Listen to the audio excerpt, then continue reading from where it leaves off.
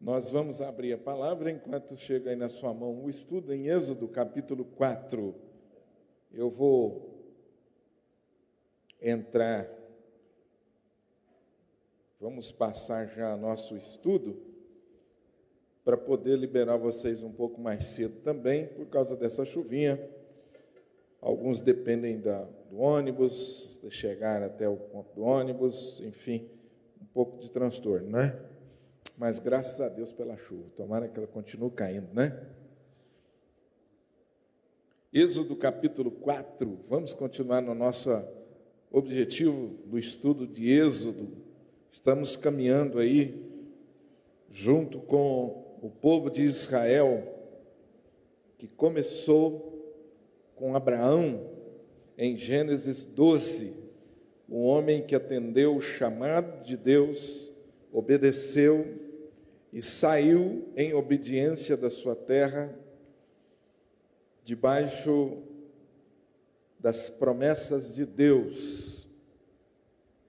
Deus prometeu a Abraão fazer dele uma grande nação, multiplicar a sua descendência. Deus prometeu a Abraão dar a ele um lugar, prometeu a ele um espaço geográfico e prometeu a ele que através dele todas as nações da terra seriam abençoadas. Abraão partiu e aí começa a história do povo chamado povo de Deus, o povo de Israel.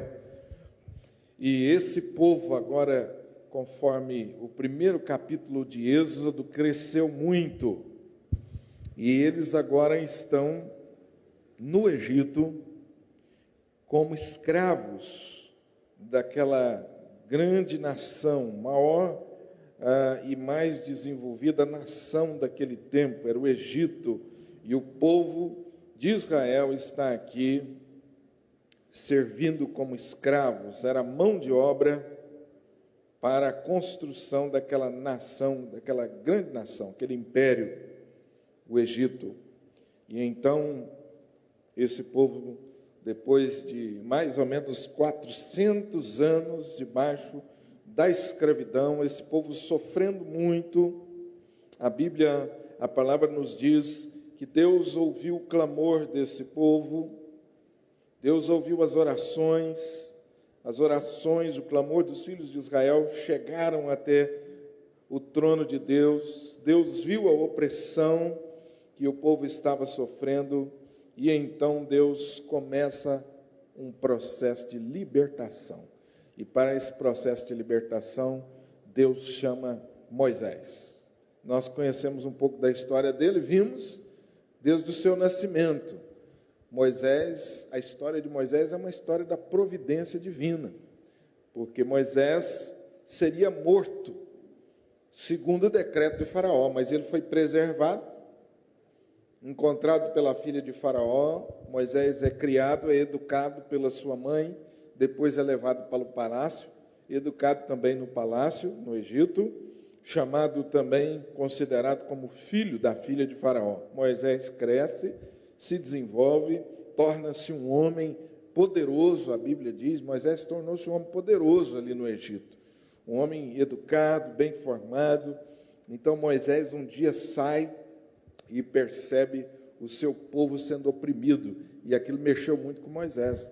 Moisés sai em defesa do seu povo, e por causa disso, daquele ímpeto, Moisés acaba matando um egípcio, por defender o seu povo.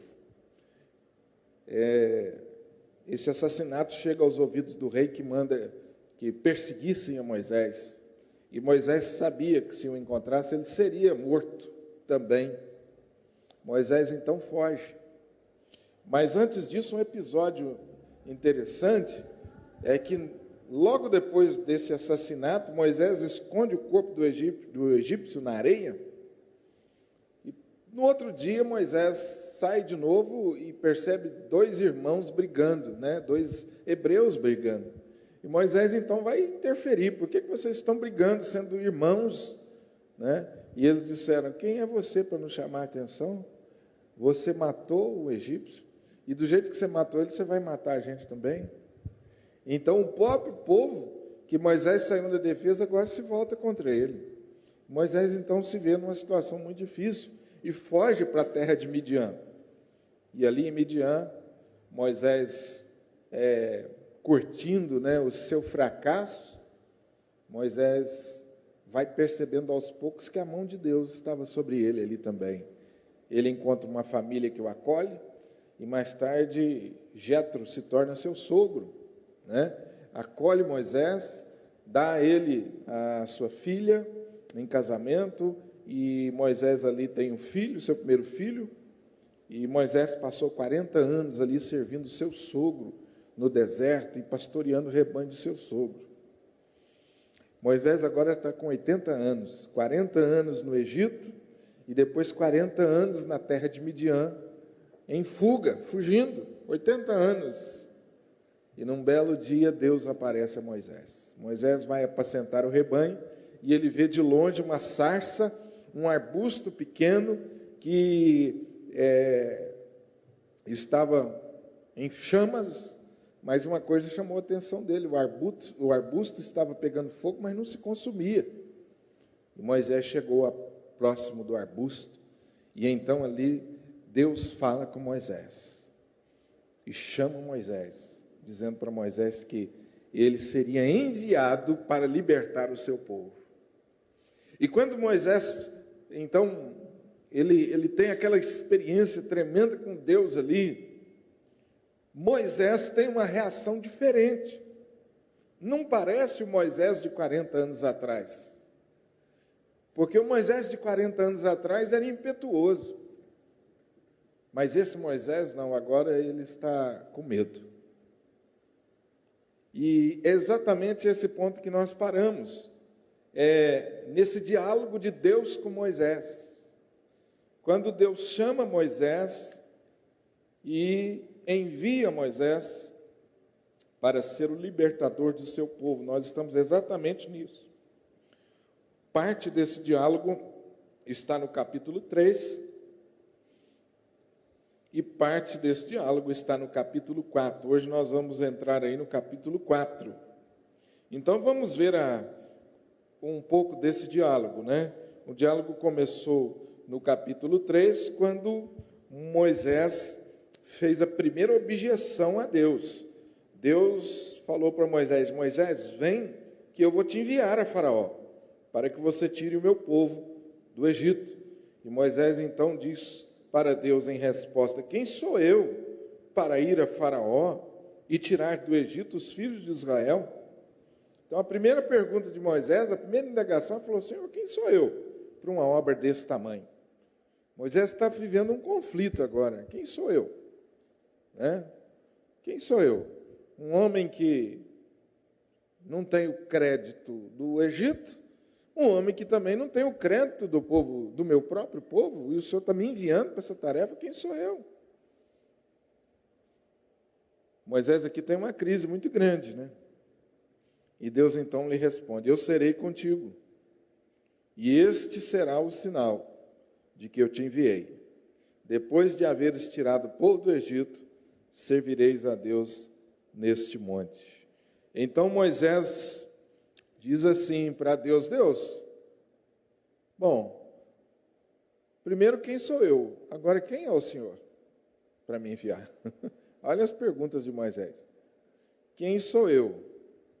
E agora, quem é o Senhor para dizer que eu serei usado para tirar esse povo? Quem é o Senhor? Eu vou chegar diante do meu povo e vou dizer assim: Deus me mandou. E eles vão dizer: quem é o seu Deus? Que Deus é esse que te mandou?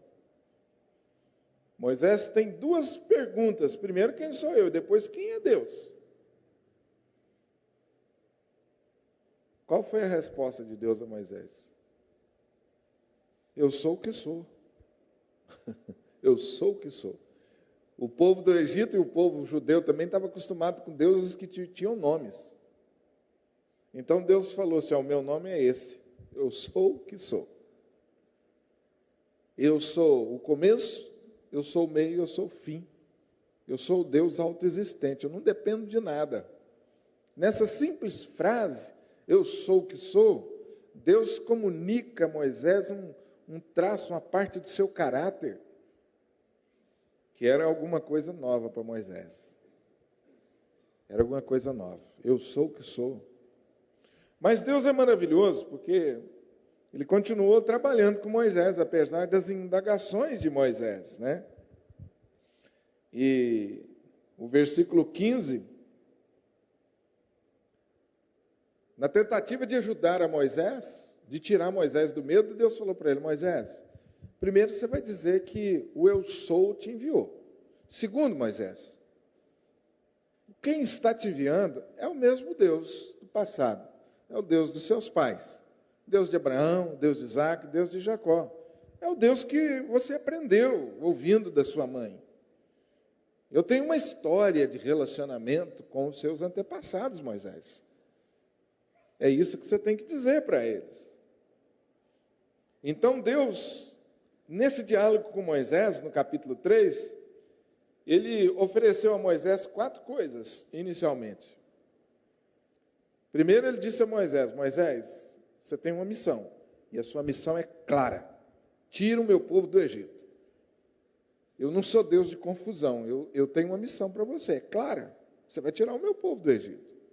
Ainda que fosse uma missão muito grande, mas Moisés entendeu que Deus estava chamando ele para isso. Deus não deixou nada na confusão. Segundo, Deus ofereceu a sua presença. Falou: Moisés, eu vou contigo. Você não vai sozinho. E é aí que nós colocamos no nosso estudo aí uma frase que eu achei muito interessante na introdução aí da sua folha. Moisés não merecia o que Deus vai lhe dar, para ele lidar com medo. Mas, quando nós estamos com medo, o importante não é a tarefa ou o objetivo, mas é quem está do nosso lado, para nos levar àquele objetivo. Amém? Isso é muito bonito, não é, gente? Profundo, bonito, cheio de verdade. Se nós formos pensar bem, a tarefa que Deus deu a nós é uma tarefa muito grande, como igreja. E se a gente começar a pensar no tamanho dessa tarefa, a gente desiste. Então, o que Deus fez com Moisés foi tirar os olhos da tarefa e lembrar de quem estava ao seu lado para cumprir aquela tarefa. Sozinho, Moisés não tinha chance. Eu também, nem você, nenhum de nós. Mas agora, com Deus ao lado de Moisés, ele teria todas as chances. É isso que Deus está querendo fazer com Moisés, tirá-lo do medo. O medo estava dominando Moisés. Acho que todos nós já passamos por algum momento assim de medo, né? Diante de uma prova, diante de um exame difícil. A Célia estava contando para mim aqui do medo do sermão de prova. Né, Célia? Fica toda dura, né? A gente nem lembra o que falou, né? Na escola de teologia você tem lá um momento em que você é avaliado no seu estudo, no seu sermão. E aí você vai pregar e as pessoas vão ficar observando e avaliando. Naquela hora, meu amigo, você gela dos pés à cabeça. Tem muita gente que tem verdadeira fobia com o microfone, né? Você dá um microfone na mão dele, ele já entra em pânico.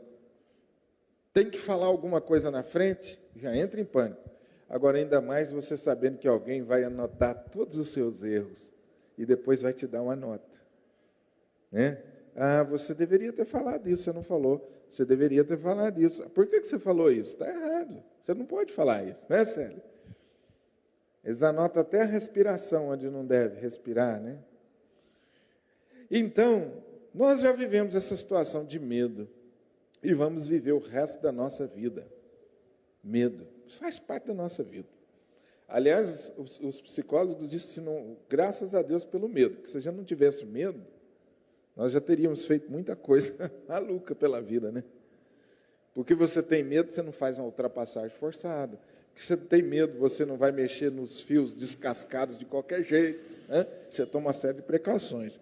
Graças a Deus pelo medo. Mas o medo, quando passa de certo ponto, aí ele é negativo. E Moisés estava aqui debaixo desse medo. Por causa do fracasso, Moisés agora está debaixo do medo.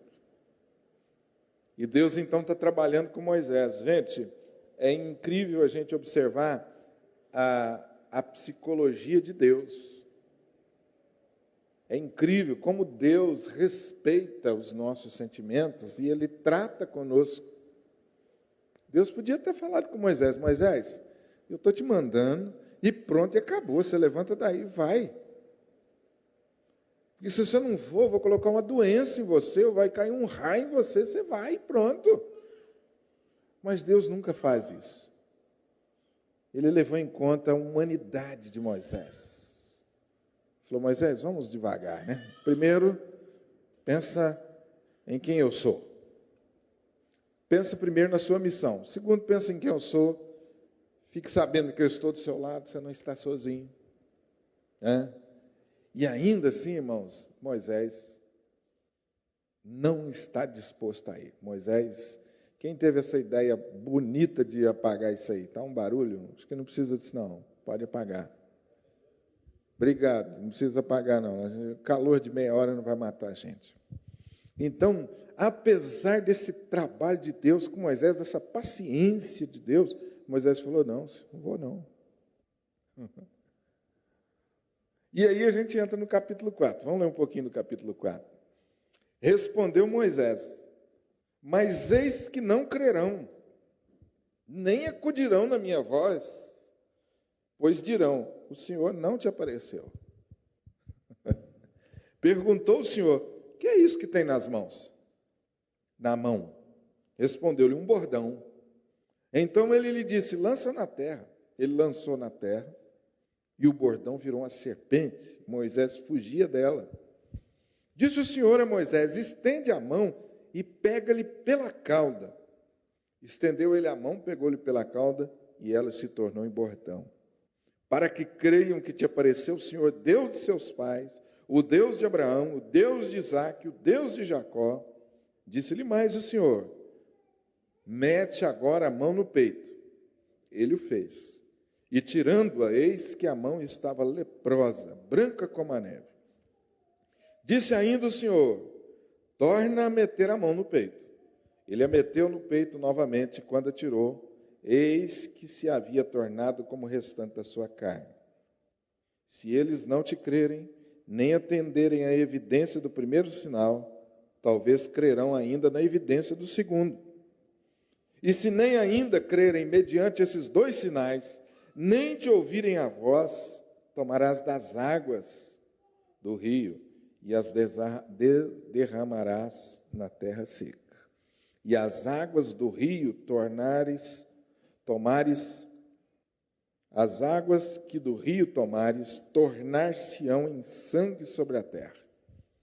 Então disse Moisés ao Senhor: ah, Senhor, eu nunca fui eloquente, nem outrora, nem depois que falaste a teu servo, pois sou pesado de boca e pesado de língua. Respondeu-lhe o Senhor: quem fez a boca do homem? Ou quem fez o mudo, ou o surdo, ou o que vê, ou o cego? Não sou eu o Senhor? Vai, pois, agora, e eu serei com a tua boca, e te ensinarei o que hás de falar. Ele, porém, respondeu: ah, Senhor, envia aquele que hás de enviar, menos a mim. Então se acendeu a ira do Senhor contra Moisés e disse: não é Arão, levita, teu irmão? Eu sei que ele fala fluentemente. E eis que ele sai ao teu encontro, e vendo-te, se alegrará em seu coração. Tu, pois, lhe falarás e lhe porás na boca as palavras.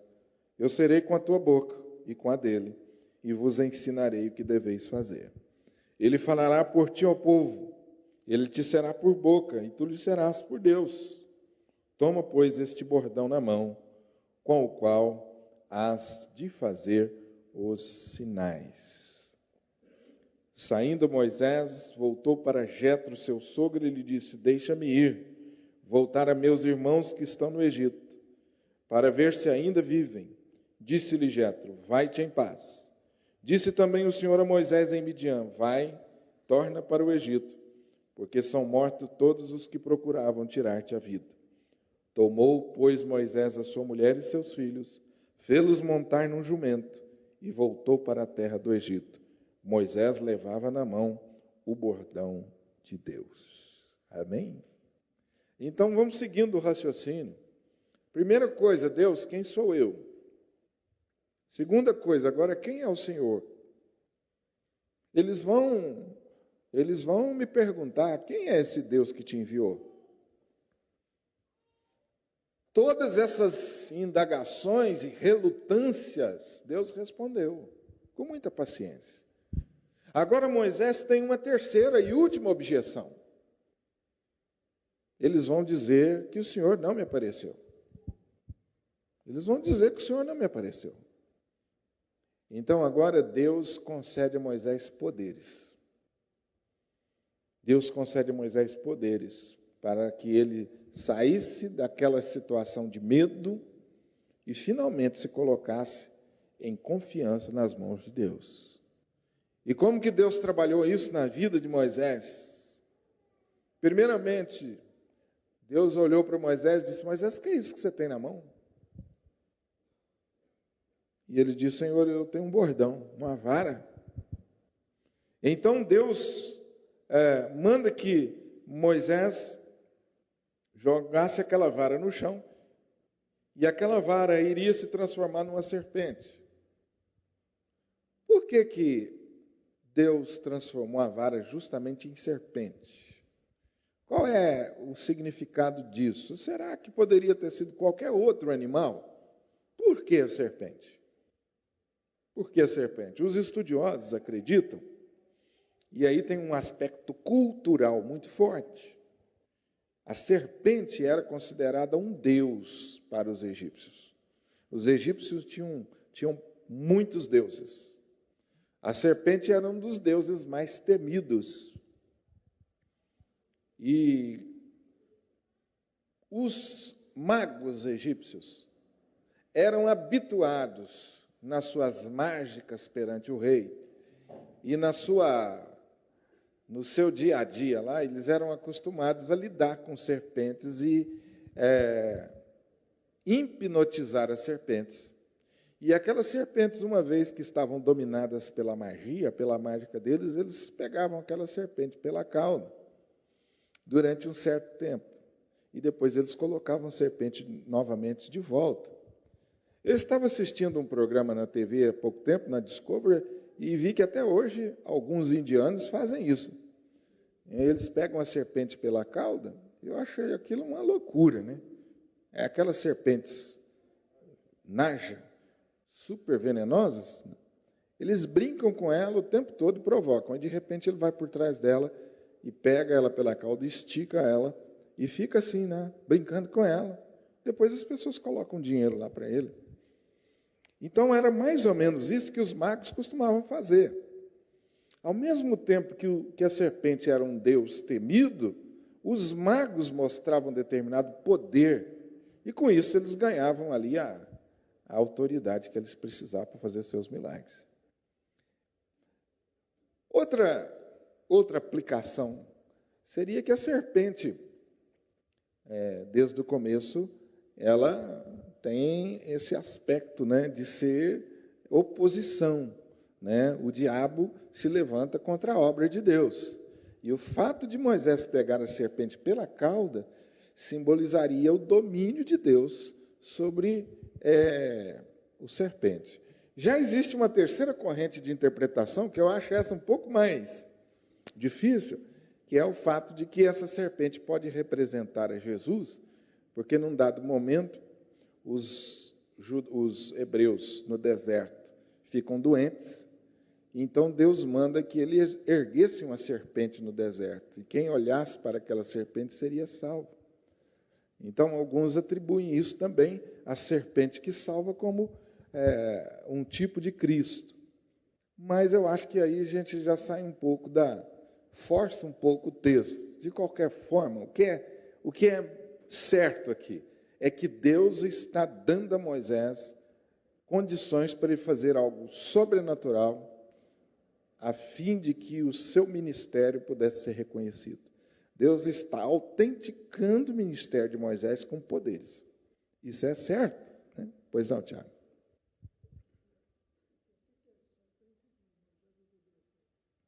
Por quê? Ah, sim, isso é mais para frente. Isso o Tiago já está fazendo uma referência à serpente de Moisés que engoliu as outras, sem dúvida nenhuma, para mostrar o poder de Deus através de Moisés. Para mostrar que o Deus de Moisés era o Deus mais forte e superior aos deuses do Egito. Isso aí não tenho dúvida nenhuma. Então, a questão toda aqui, queridos, que é o fundamental para nós, é o tratamento que Deus concede a Moisés, no sentido de levar Moisés, levar Moisés até aquele ponto que Deus queria que ele estivesse. A paciência de Deus. E nesse último momento, Moisés faz uma objeção e Deus, mais uma vez, se mostra paciente, dando a Moisés poderes. O primeiro poder foi em relação à serpente. E o segundo sinal? O segundo sinal foi a mão leprosa. Também esse sinal tem um significado cultural e religioso muito forte. A Bíblia toda fala da lepra como uma doença incurável e que significava o pecado, né? Que o homem não podia lidar com ele, só Deus. No Novo Testamento, Jesus aparece curando leprosos, coisa que era impossível aos olhos dos homens, mas Jesus fez. Jesus, inclusive, toca no leproso. Então, agora, nós acreditamos que aqui em Moisés, o significado é o mesmo. É Deus mostrando o seu poder sobre a morte, sobre a vida. É Deus mostrando o seu poder sobre as coisas do interior, né? Sobre as coisas do interior. Inclusive, isso deveria chamar a atenção de Moisés demais, né? Porque Deus está dizendo, Moisés, eu sou capaz de transformar, eu sou capaz de mudar o interior de qualquer pessoa. Eu sou capaz de curar uma lepra, então eu sou capaz de lidar com todos os problemas. Então, novamente, esse segundo sinal, ele vem mostrar nada mais, nada menos que o poder de Deus sobre algo que os egípcios não tinham nenhum poder. Então, Deus está mostrando assim, eu sou o Deus superior aos deuses do Egito. O que está havendo aqui é uma confrontação entre Deus e, na verdade, o maligno, né? Terceiro sinal. Neste sinal, o aviso para Faraó é intensificado. Você vê que foi gradativo, né? Deus falou, eu vou te dar o primeiro sinal. Se não acreditarem, você faz o segundo. E aí, se não acreditar, você faz o terceiro. E último, qual que era o terceiro? O Nilo. O rio Nilo era a base da vida religiosa e física do Egito. Tudo vinha do Nilo. O Egito se desenvolveu às margens do Nilo. O Nilo era o sinal de sobrevivência do Egito, né? Todo o poder do Egito estava muito ligado ao Nilo. Então, agora, ao transformar a água em sangue, Deus estava revelando o seu poder sobre a fonte de vida do Egito e de todos os seus deuses. O Nilo também era um deus para o Egito. E o Deus mais poderoso, porque o Nilo era a fonte de vida. Então Deus agora mostra o seu poder sobre o Deus mais respeitado do Egito e mais temido, que era o Nilo. 3 sinais, 3 manifestações do poder de Deus que deveriam acompanhar a vida de Moisés. E todas elas feitas com o objetivo de que Moisés saísse do medo. Moisés deixasse o seu medo e começasse a, de fato, confiar em Deus e servir a Deus como ele queria. Por último, Moisés ainda faz mais uma objeção. Versículo 10. Então disse Moisés ao Senhor, Senhor, eu nunca fui eloquente, nem outrora, nem depois que falaste ao teu servo, pois sou pesado de boca e pesado de língua. A última objeção a Moisés, ele apela a Deus, mais uma vez se achando a pessoa inadequada. Deus, eu não tenho talento para isso que o Senhor está me pedindo para fazer. Agora eu quero ver. O Senhor que me fez, e o Senhor me fez assim, o Senhor não me deu esse talento, e agora o Senhor está mandando fazer uma coisa para a qual eu não tenho, eu não sou adequado. Olha a argumentação de Moisés, até o ponto que Moisés chegou, né? Ele expressa duas realidades em sua vida. Primeiro, ele nunca havia sido eloquente. Será que ele ia começar a ser eloquente de uma hora para outra? Segundo, se ele era fraco no discurso, tinha a boca e a língua pesada. Alguns acham que ele gaguejava. Então Moisés estava tentando convencer a Deus de que ele não tinha condições alguma para realizar a tarefa, porque ele era fraco no falar, fraco como diplomata, fraco orador para convencer a Faraó. E Moisés sabia que Faraó era um excelente político e que ele teria que conversar com Faraó no sentido de convencê-lo. O que vocês acham disso? Qual o comentário que vocês fazem?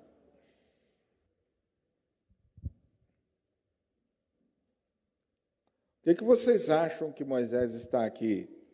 Qual a aplicação que vocês fazem aqui quando Moisés diz isso para Deus? O erro de Moisés está na falta de confiança, é claro. Mas de que maneira agora essa desconfiança revela?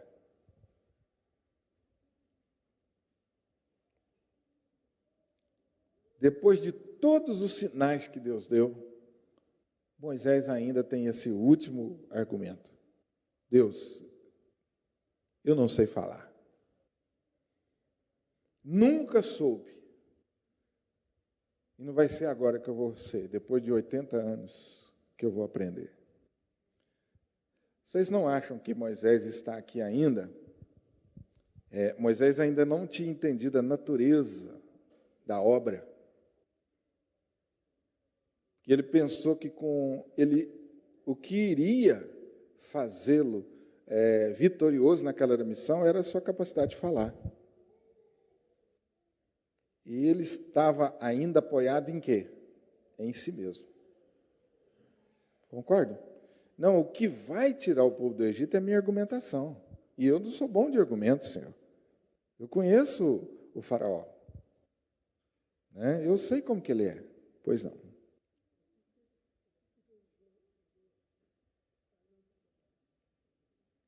Por quê? Então, nós vamos chegar lá. Nós vamos chegar lá, é o próximo ponto. Será que foi porque ele tinha dificuldade? Pois é o próximo passo. Vamos chegar lá. Vamos pensar um pouquinho. Vocês já pararam para pensar que muitas vezes também nós não temos mais ou menos esse argumento com Deus? Principalmente na obra de evangelização. Às vezes é porque a gente ouve alguém falar muito bonito e a gente fala assim, eu não vou dar conta de falar igual ele nunca. Não é? E a gente esquece da natureza da obra. Não é o pregador que convence. Não são as palavras bonitas que convencem. Eu já contei para vocês aqui a história. Eu acho que eu contei, sim. Né? Se eu já contei para vocês, me perdoem. Deixa eu contar de novo. Eu estava fazendo uma série de palestras sobre dons espirituais e falei sobre a importância da gente evangelizar e tal, incentivando. E uma senhora, muito, muito simples, ouviu aquela mensagem e terminou o culto e falou, pastor, será que eu posso evangelizar? Eu não tenho escola nenhuma, não sei falar direito. E eu falei para ela, a senhora pode sim. A senhora pode, a senhora está falando comigo, a senhora está conversando, a senhora pode sim. Mas foi uma conversa rápida. E a série de estudos continuou, e aquela mulher sempre presente, Dona Elza. E um dia a Dona Elza chegou radiante na igreja, chegou um pouquinho mais cedo, falou, pastor, depois do culto eu quero conversar com o senhor. Então, terminou o culto, ela veio ansiosa conversar comigo e veio me contar de um episódio acontecido no bairro dela. Que um senhor estava doente, uma família lá tinha um senhor doente, E alguém contou para aquela família que tinha uma crente que morava ali.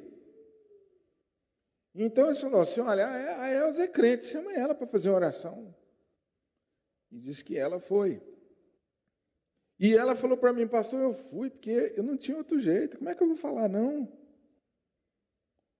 O povo, eles conhecem, é a única crente aqui, eu saio de Bíblia no braço. E eu fui, pastor, tremendo. O que eu vou fazer? O que eu vou falar? No meio do caminho eu fui. Cheguei lá, pastor, fiz uma oração.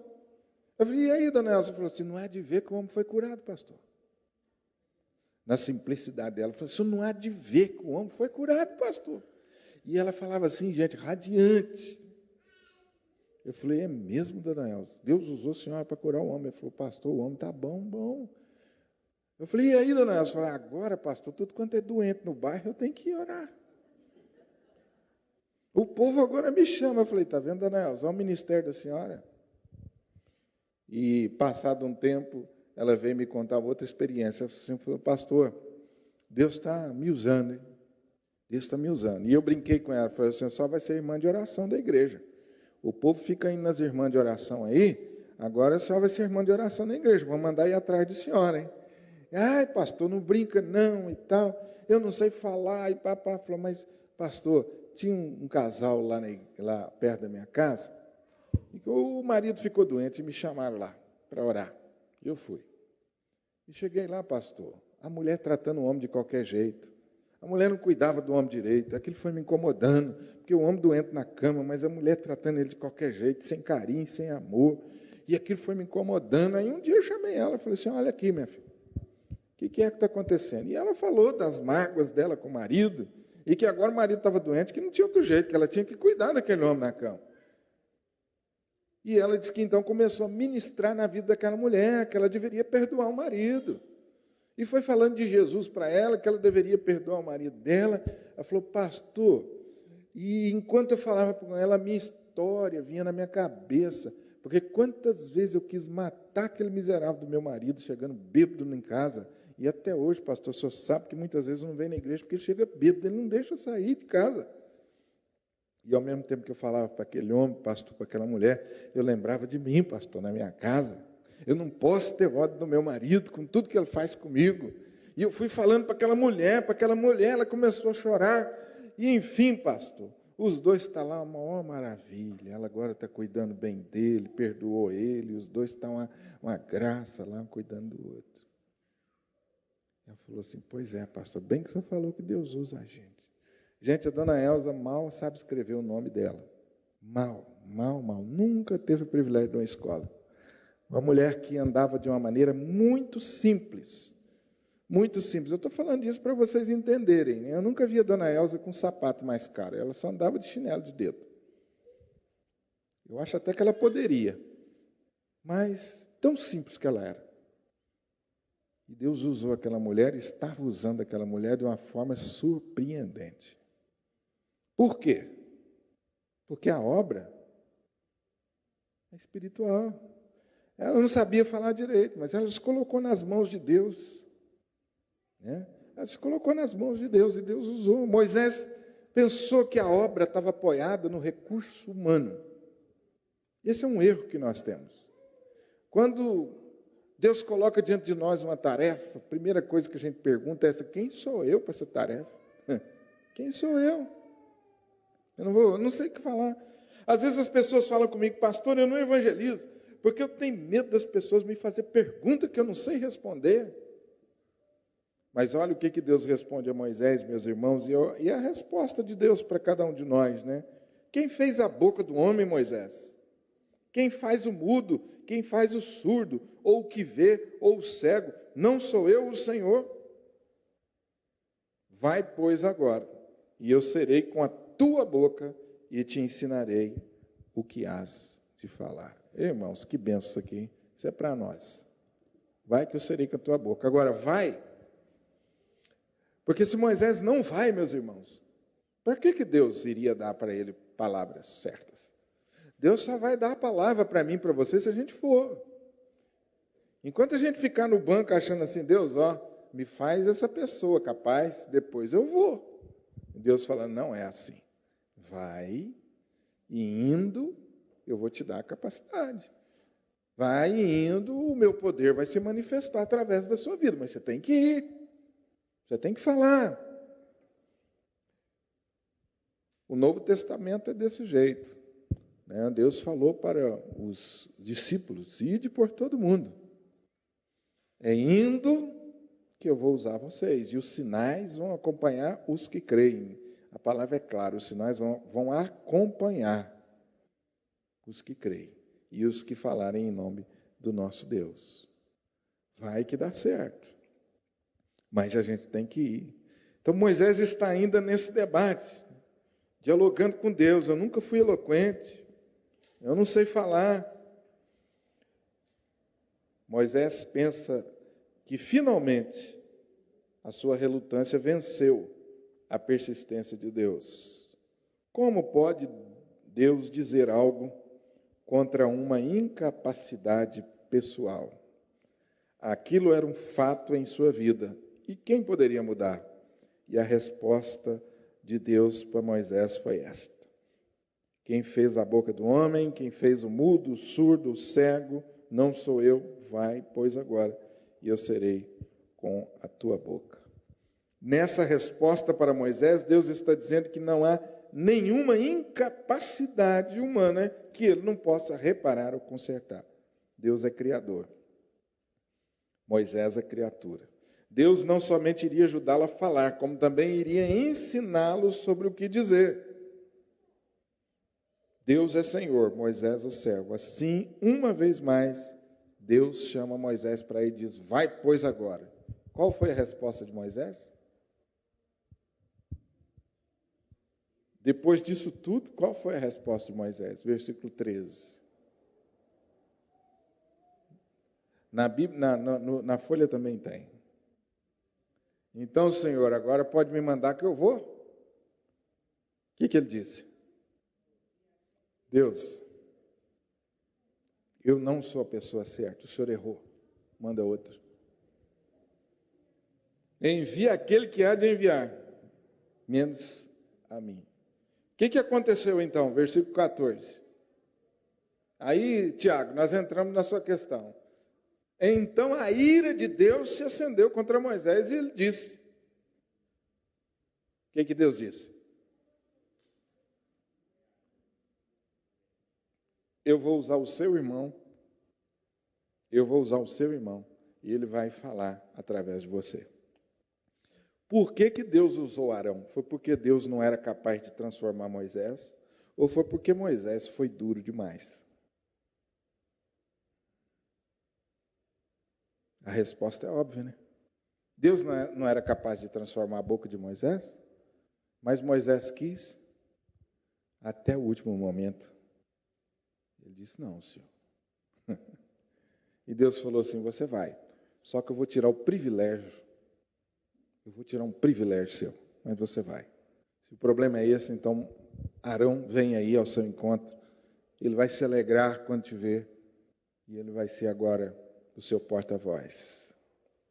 Interessante, gente, é que mais tarde, Arão, à medida que o ministério de Moisés vai crescendo, Arão vai sumindo. Você observa que no final já do ministério, você não vê falar em Arão. Por quê? Moisés foi recobrando a sua confiança. E Deus, na sua misericórdia, foi dando novamente para ele o privilégio dele ser o porta-voz e falar. Outra coisa que eu acho aqui que vale para nós aplicarmos. Moisés ia aprender a importância do companheirismo. Você já pensou que coisa complicada? Todos os dias Arão ia até Moisés até Arão, falou, Arão, Deus falou isso. Vai lá e fala para o povo. Que situação, né? Então, o companheirismo também era uma coisa que Moisés ia aprender. Talvez isso tenha livrado Moisés de ficar muito isolado, né? Vocês já pararam para pensar em Moisés como líder? Pensando em Moisés como homem que ele era, como eu e você? Imagine você no lugar de Moisés. Irmãos, eu já fiz esse exercício e vou dizer para vocês, hein? Não eu acho uma coisa fantástica aqui o que Moisés, com todos os defeitos de Moisés, porque aqui a gente fica assim, Moisés não foi na primeira, não foi na segunda, não foi na terceira, ficou pedindo prova a Deus, a gente fica apontando a relutância de Moisés, mas veja bem, depois disso tudo, o que Moisés fez? Versículo de número 18. Saindo Moisés, voltou para o seu sogro e falou o quê? Estou voltando para o Egito. Chegou lá, falou com a sua mulher, arrumou o jumento e voltou para o Egito. Quer dizer, com toda relutância, Moisés ainda foi obediente a Deus. Com toda relutância, ele foi obediente a Deus. Né? E, finalmente, mais uma vez, a graça de Deus venceu. A ira se manifestou por causa da relutância de Moisés, mas a graça de Deus foi maior do que a ira. E Moisés, então, segue a direção de Deus e leva com ele a sua vara, o seu bordão. O texto nos diz aqui, né? Aí, versículo 20, que Moisés tomou a sua mulher, os filhos, fê-los montar no jumento, voltou para a terra no Egito, e o texto faz questão de dizer que Moisés levava com ele o seu bordão, que era para fazer os sinais que Moisés deveria fazer. No versículo 2, Deus pediu a Moisés aquilo que estava na sua mão. Era simplesmente uma vara utilizada por pastores de ovelhas. No versículo 20, essa vara é transformada agora na vara de Deus. O pouco é muito quando está nas mãos de Deus. Amém? Vamos concluir com 3 conclusões. Primeiro, a nossa persistente relutância, à semelhança de Moisés, em assumir responsabilidades no servir a Deus e aos nossos semelhantes, e a extraordinária paciência de Deus, respondendo cada uma das nossas objeções. A primeira coisa que a gente percebe nesse texto, como nós somos relutantes, não é? Com todos os sinais, gente, Moisés ainda foi relutante. E será que também nós não temos também a mesma capacidade de relutar contra a vontade de Deus às vezes? Deus fala, Deus manda sinal para nós de todo jeito e a gente continua na desobediência. Você já parou para pensar que às vezes essa nossa relutância, ela é uma coisa tão forte que as pessoas ao redor percebem e nós não percebemos. Você já deve ter um amigo assim, que você falou assim, não é possível, até quando fulano vai sofrer para aprender? Já ouviu? Já falou isso de alguém? Fulano está sofrendo e está todo mundo vendo que é a dureza do coração dele, mas ele continua. A pessoa está morrendo, a pessoa está sofrendo, e ele continua duro. Todo mundo percebe, mas ele não. Então, a relutância é algo com a qual nós precisamos lutar, nossa desobediência, nossa dureza para obedecer a Deus. Deus fala, 1, 2, manda pessoas. Já aconteceu com você de você estar duro numa posição e você sabe que não é a vontade de Deus, mas você está duro? Você coloca um CD no carro, aquele CD fala exatamente aquela situação? Já aconteceu? Você liga o rádio, exatamente o rádio está falando daquilo. De repente alguém para você na rua e fala assim, Deus mandou falar isso para você. Já aconteceu com vocês? Já aconteceu comigo. Quer dizer, Deus dá sinal de todo jeito. Fora o fato de que a desobediência vai nos levando cada vez mais para o buraco. e nem assim. Então, a nossa relutância é uma coisa que nós precisamos orar. Jesus, próximo à sua morte, ele relutou, mas a sua relutância foi muito curta, rápida, né? Senhor, se possível, passe de mim esse cálice, mas, todavia, faça a tua vontade. Que exemplo maravilhoso de alguém que cedeu à vontade de Deus. A maravilhosa manifestação do caráter de Deus em cada situação, se revelando a nós como Deus todo-poderoso e também como Deus pessoal, que nos chama e nos sustenta em todo o processo. Se você abraçar uma obra de Deus, se você abraçar um projeto que você entende que é de Deus, você pode ter certeza, você pode ter todos os problemas do mundo, mas Deus vai estar com você e vai te sustentar até o fim. Quando nós abraçamos a obra de Deus e começamos um projeto de Deus, em nenhum momento Deus disse que nós não vamos ter problemas, né? Moisés teve muitos problemas. Logo quando tirou o povo do Egito, ele teve problemas sérios. Mas em todo momento Deus sustentou Moisés. Todo momento, até o final da sua vida. Então esse é o caráter de Deus. Pois não, Tiago?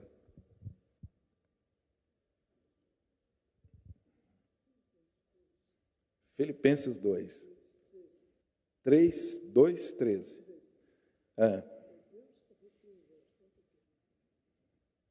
É Deus quem efetua em vós, tanto querer como... É coisa maravilhosa, hein? Maravilhosa. Esse é o versículo chave. A obra é de Deus. E é Deus quem vai mover o seu coração e quem vai levar você a realizar. Boa palavra. Terceiro e último lugar. A semelhança de Moisés e tantos outros servos de Deus no passado. Deus continua perguntando a cada um de nós: que é isso que tens na tua mão? Que é isso que tem na tua mão? Você viu a pergunta de Deus a Moisés, no capítulo 4, versículo de número 2? Que é isso que tem na sua mão? Ou seja, Deus quer usar aquilo que você tem na mão. Deus não quer usar aquilo que Ele não te deu. Ele vai usar o que você tem. O que você tem que pode ser usado por Deus? Vamos pensar em algumas coisas? Para a gente concluir, o que você tem na mão que pode ser usado por Deus? Eu tenho a resposta, mas eu quero que vocês me ajudem a gente a pensar. O que você tem?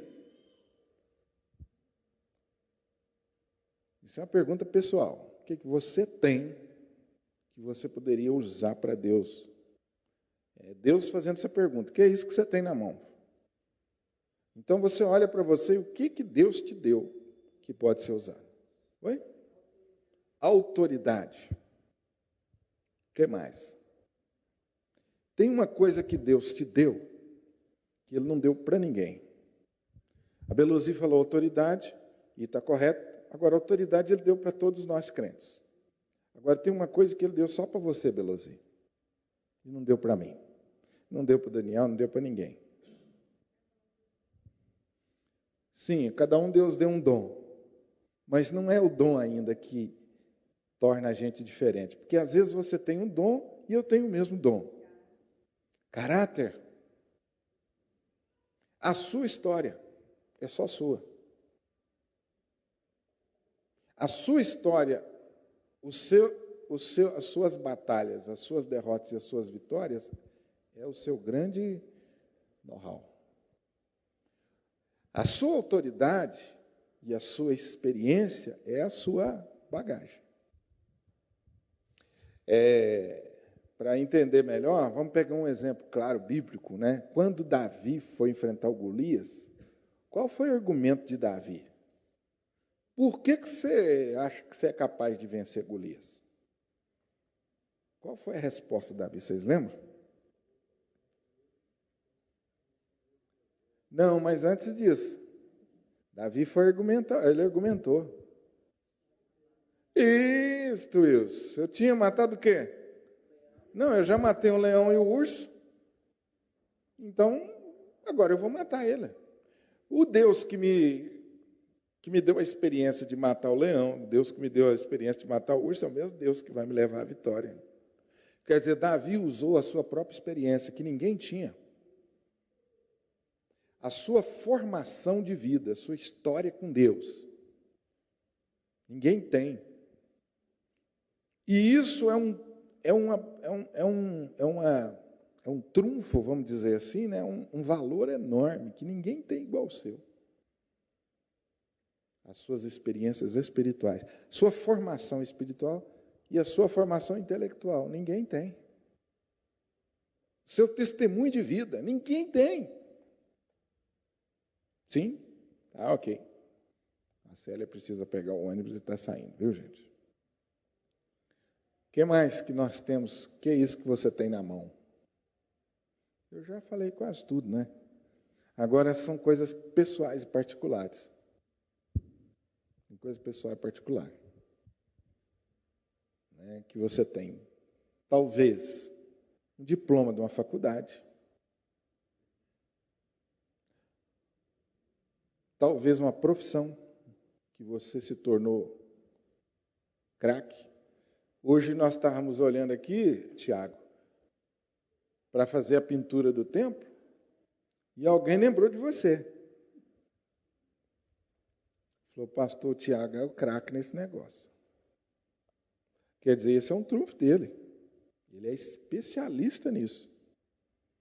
Então, tem coisas que na vida nós vamos nos tornando especialistas. Você faz aquilo bem feito que ninguém faz, meu irmão.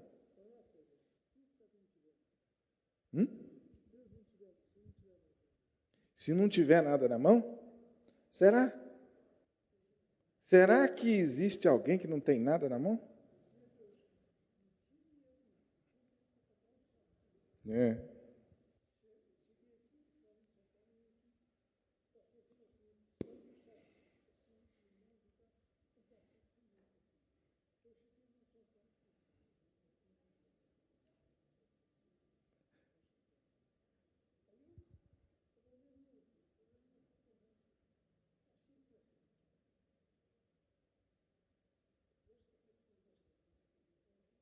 Sim.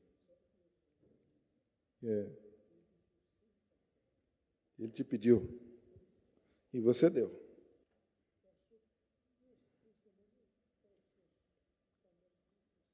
Isso aí. E o que você tinha na mão era a fé. O Tiago está contando a experiência aqui de que o pastor falou para ele que precisava de um saco de cimento, ele não tinha dinheiro para comprar um saco de cimento. O reverendo João pediu a ele um saco de cimento, ele não tinha dinheiro para comprar um saco de cimento. E ele foi embora para São Paulo com isso na cabeça. Aí ele abriu a Bíblia e Deus falou para ele, Deus efetua em vós o querer como realizar. E passou 2 semanas, ele deu 100 sacos de cimento. Então, o que você tinha na mão? Fé. E esse é o nosso problema. Nós queremos um negócio, entendeu? Vocês estão conseguindo me pegar? O que você tem na mão? Você fala assim, não tem nada, não. Você tem sim, você tem fé, você tem autoridade, você tem a presença do Espírito Santo, você tem a sua capacidade, você tem o dom que a Dulce falou. Que aí, quando a gente vai para o dom, então, aí que a gente não tem desculpa mesmo. Que a Bíblia diz que Deus deu um dom para cada um. Então, o que é isso que você tem na mão? Ah, alguma coisa eu tenho, alguma coisa eu sou bom para fazer, alguma coisa eu vou me destacar, sou bom para fazer. Eu lembro que eu estava como preletor no acampamento de jovens em São Paulo, junto com o pastor Batista. Eu achei muito interessante, porque eles fizeram um sorteio para quem que ia limpar o acampamento e colocaram todos os jovens. E aí todo dia tinha um sorteio, quem ia lavar banheiro, quem ia limpar o pátio, quem ia arrumar as cadeiras. E aí, eu mais o pastor falamos assim, pode pôr o nosso nome, que nós vamos ajudar. E aí saiu nós dois para lavarmos o banheiro. Eu falei, pastor do céu, não sei nem onde começa. Ele falou assim, deixa comigo que eu sou craque nisso. Eu falei, como assim? Ele falou assim, eu trabalhei na rodoviária há muito tempo, lavando o banheiro da rodoviária. Eu falei, pastor, e aí, o que eu faço? Ele falou, só joga água e assiste.